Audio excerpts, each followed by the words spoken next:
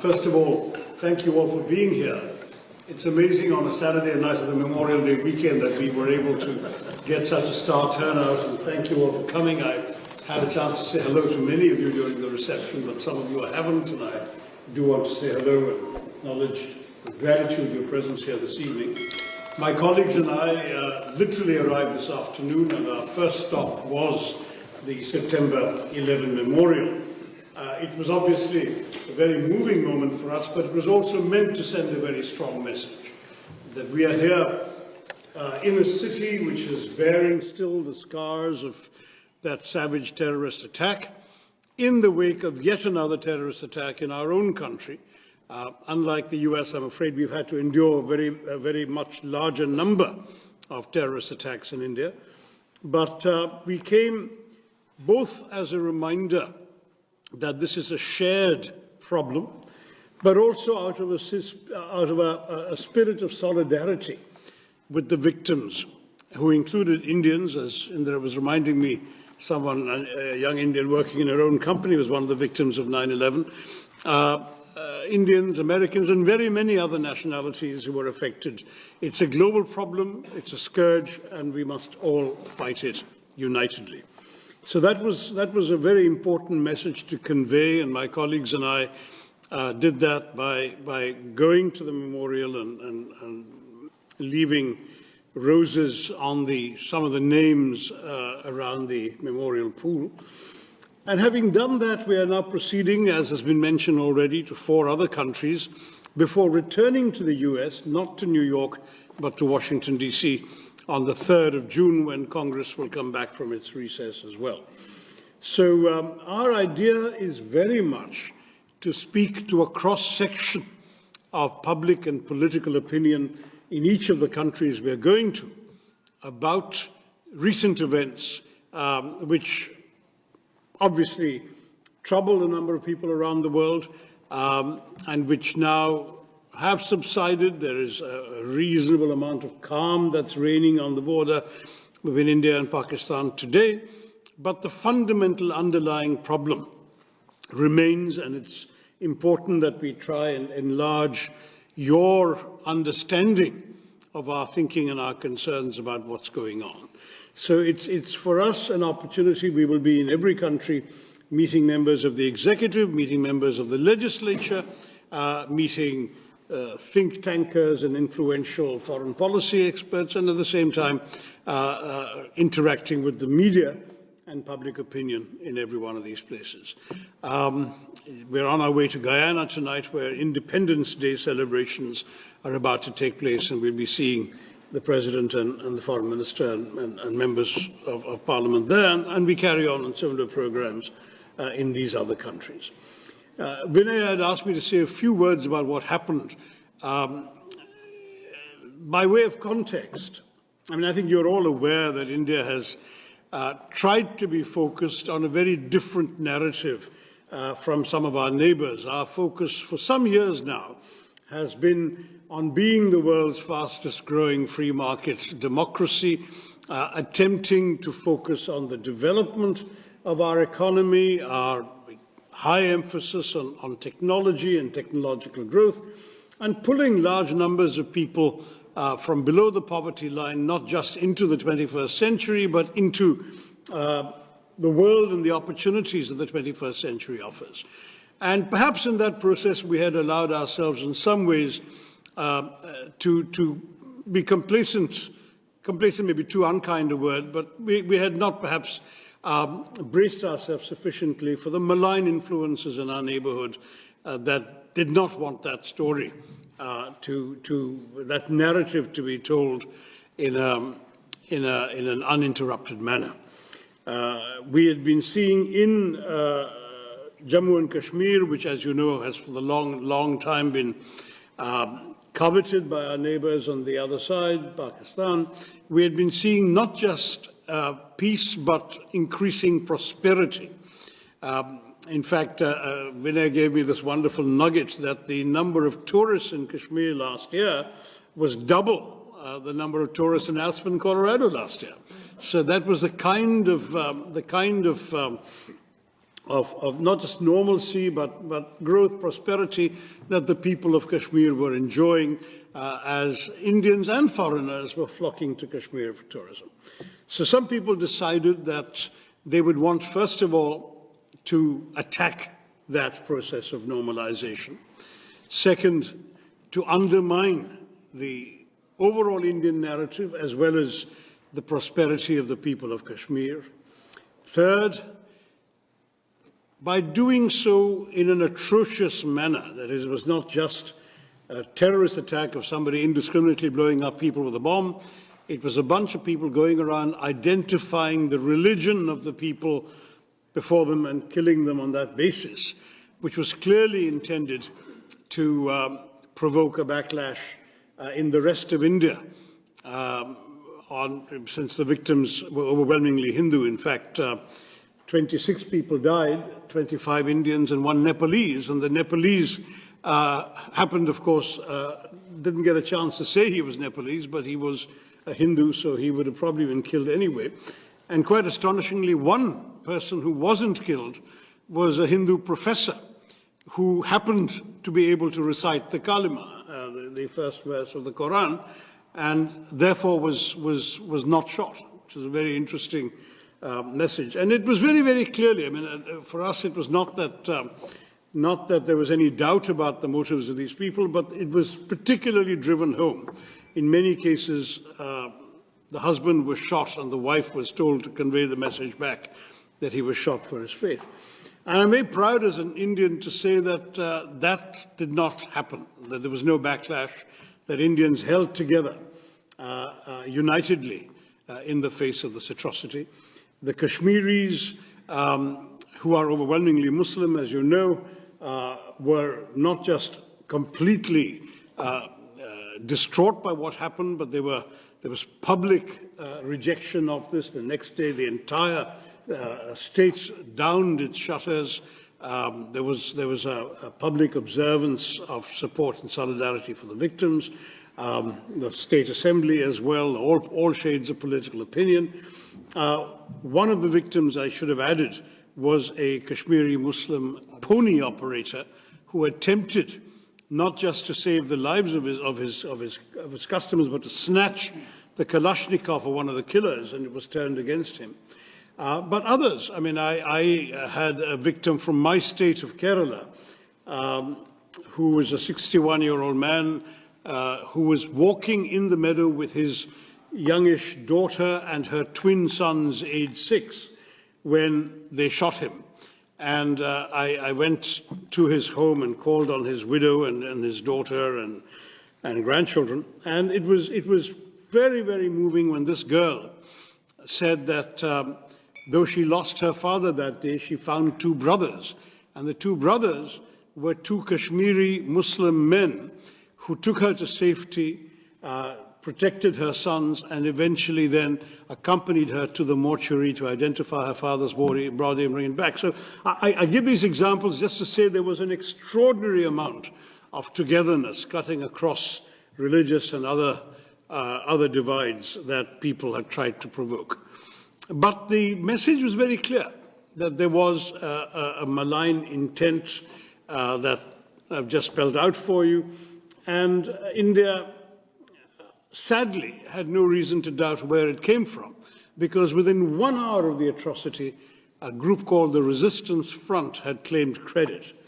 The Resistance Front was known for some years to be a frontal organization of the banned, proscribed Lashkar-e-Taiba, which is on the US designated terror list as well as the UN sanctions committees. And India had gone to the UN Sanctions Committee with information about the Resistance Front in 2023 and in 24, and now sadly it had acted in 25. They repeated their claim the next day until, of course, global condemnation, I think, woke their handlers up to the dangers as represented, and then they deleted their claim on the 3rd day. But by then, the claim had been made, recorded, registered, and reported.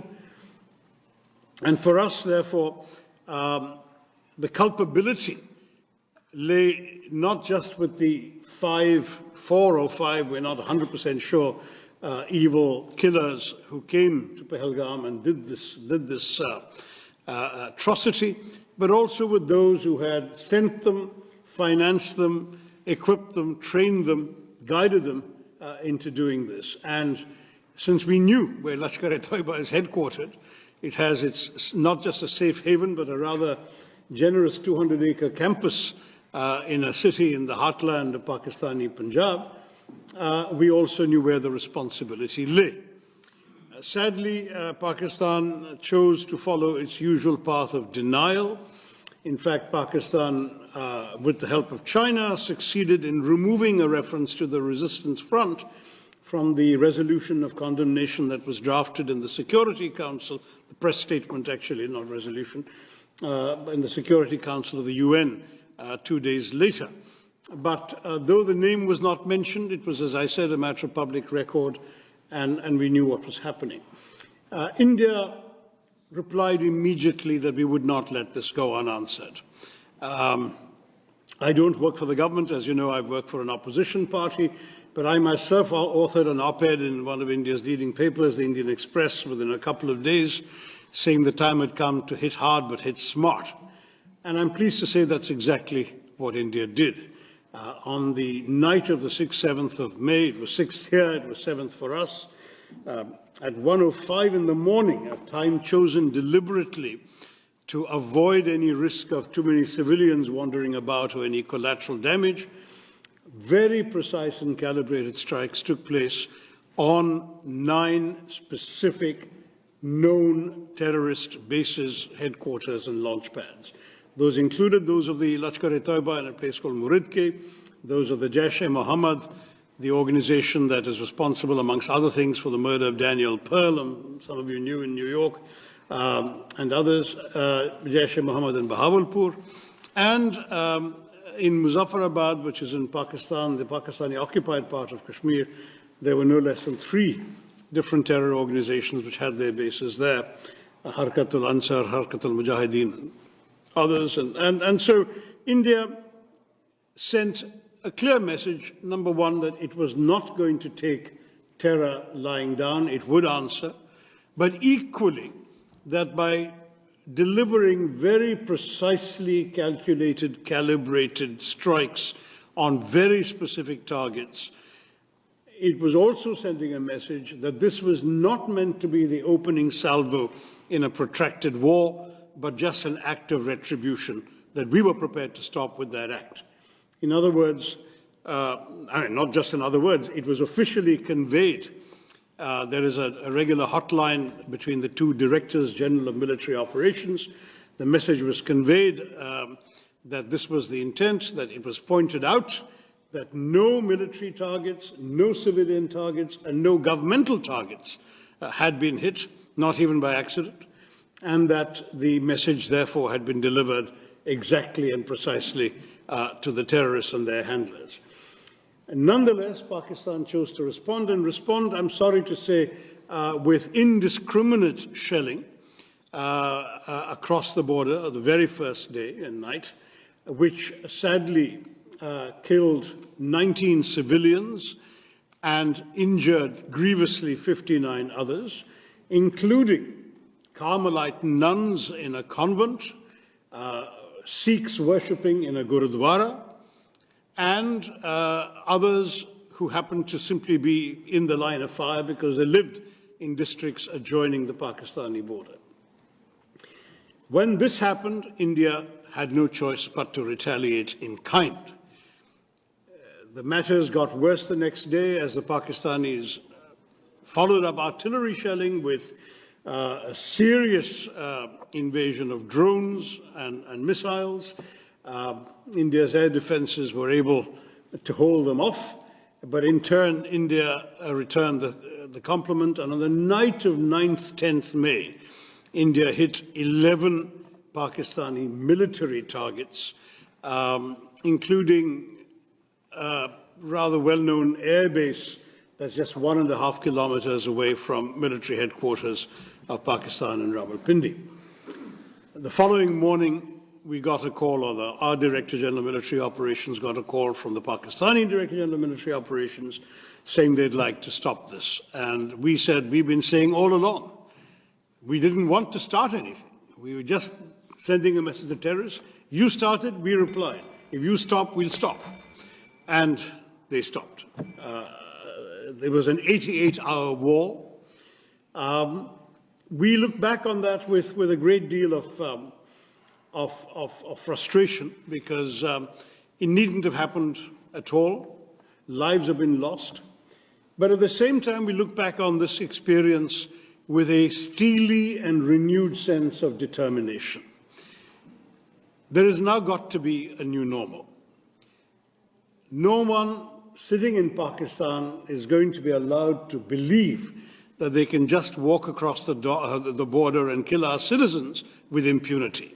There will be a price to pay, and that price has been going up systematically. I'll just take you briefly through what happened. You may remember in 2015, well, you may not remember because this is our problem, not yours, but in 2015, in January, there was an attack on an Indian air base, a place called Pathankot. And our Prime Minister had just made a goodwill visit to Pakistan the previous month. On the 25th of December, he'd attended the birthday celebrations of then Pakistan Prime Minister Nawaz Sharif, whose granddaughter's wedding was on the same day. He'd given gifts. So when this happened, he was so astonished that he actually called the Pakistani Prime Minister and said, why don't you join the investigation? Let's solve who's doing this. And the Pakistani, you can imagine the horror of the Indian military establishment at this idea that Pakistani investigators are going to come to an Indian airbase. But they came. And they went back to Pakistan and said, oh, the Indians did it to themselves. That was the last straw.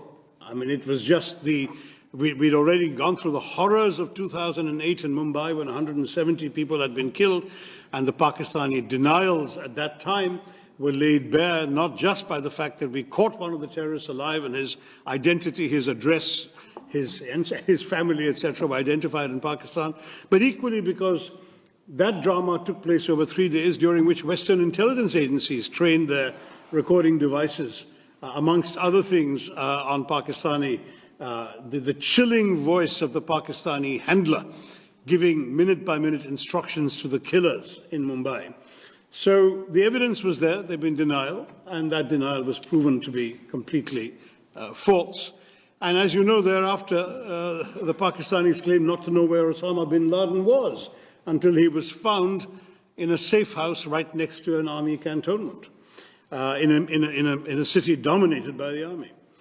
This is Pakistan, and I'm afraid for us, 2015 was the last opportunity for them to behave, to cooperate, to really show they were serious about ending terror, as they claimed every time that they were. And since they did not do it in January, in September 2015, there was another attack in a place called Uri, also not far from the border, and this time India breached the line of control which we had rigorously observed throughout in every previous skirmish. We had never crossed the line of control. We crossed it with a surgical strike in September of 2015. That seemed to calm things down a bit, but unfortunately in January of 2019 there was another terror attack in a place called Pulwama, killing 40 Indians at that point. And then India responded not just by breaching the line of control, but also breaching the international border and striking with our Air Force a known terror training camp in a place called Balakot. Now we have not just crossed the LOC, we have also crossed the international border. We have hit Pakistan in their heartland. And we have done so, as I say, only to send a message about terror. We are not interested, and we still remain absolutely clear that we are not interested in warfare with Pakistan. We would much rather be left alone to grow our economy and pull our people into the world that they're getting ready for in the 21st century. We have no desire to have anything that the Pakistanis have. Sadly, we may be a status quo power, they are not. They are a revisionist power, they covet territory that India controls, and they want to have it at any price. And if they can't get it through conventional means, they're willing to get it through terrorism. That is not acceptable to us, and that's really the message that we are here to give all of us, all of you in this country and elsewhere. We are determined now that there's got to be a new bottom line to this. We have tried everything, international dossiers, complaints to sanctions committee, diplomacy, even this joint investigation attempt, everything has been tried. Pakistan has remained in denial. There has been absolutely no conviction, no serious criminal prosecution, no attempt to dismantle the terror infrastructure in that country, and the persistence of safe havens. So from our point of view, this is it. You do this, you're going to get this back. And we have demonstrated with this operation that we can do it with a degree of precision and with a degree of restraint that the world, we hope, will understand. We have a right to self-defense. We've exercised that right. We have not done so irresponsibly, and we have not done so in a way that would have warranted a wider conflagration. That's really the message I wanted to give you all today. I'm sure you have questions and comments, and my colleagues represent, as I say, 4 parties amongst the 5 of us, and there's a wide span of views. We're all happy to join in conversation with you. Thank you all very much once again for coming and being with us today.